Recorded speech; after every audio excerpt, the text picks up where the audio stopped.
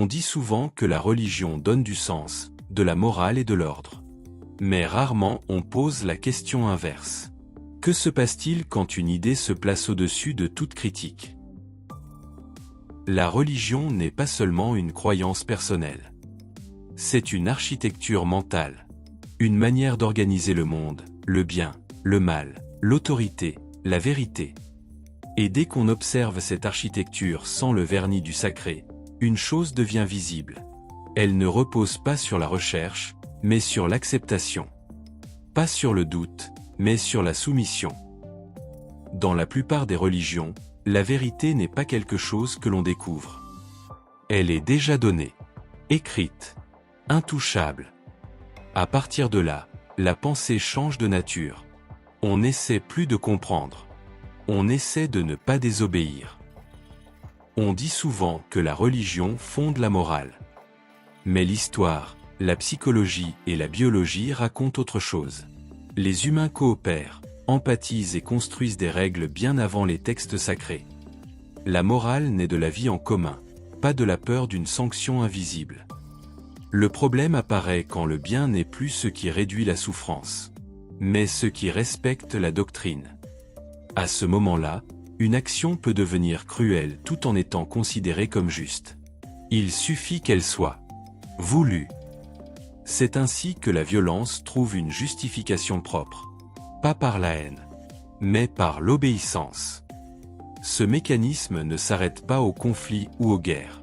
Il infiltre l'éducation. Quand on apprend à un enfant qu'il existe des réponses qu'il ne faut pas questionner, on ne lui transmet pas un savoir. On lui apprend une limite. Et une pensée qui apprend tôt où elle n'a pas le droit d'aller cesse progressivement d'explorer. La même logique s'étend à la santé, au corps, à la science. Lorsque des décisions médicales sont bloquées non par les faits, mais par des dogmes anciens, ce ne sont pas des idées qui souffrent. Ce sont des corps réels. La religion transforme aussi la responsabilité. Quand tout devient volonté divine, l'humain se retire.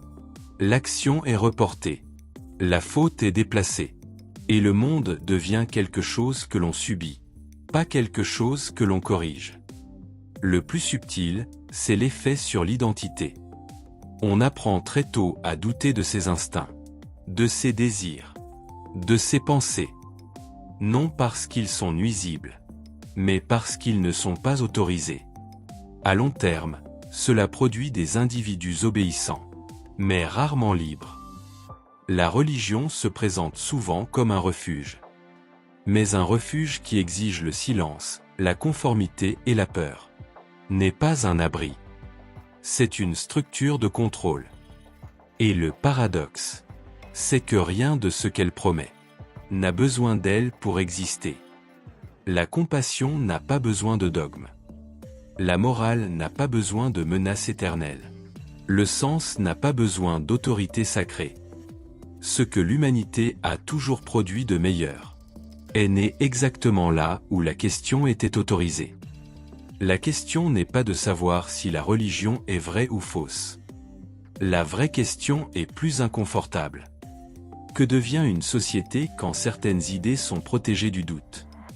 Si cette réflexion t'a mis mal à l'aise, c'est normal. Dis-le en commentaire. Et si tu n'es pas d'accord, explique pourquoi. Ici, la pensée ne progresse jamais seule.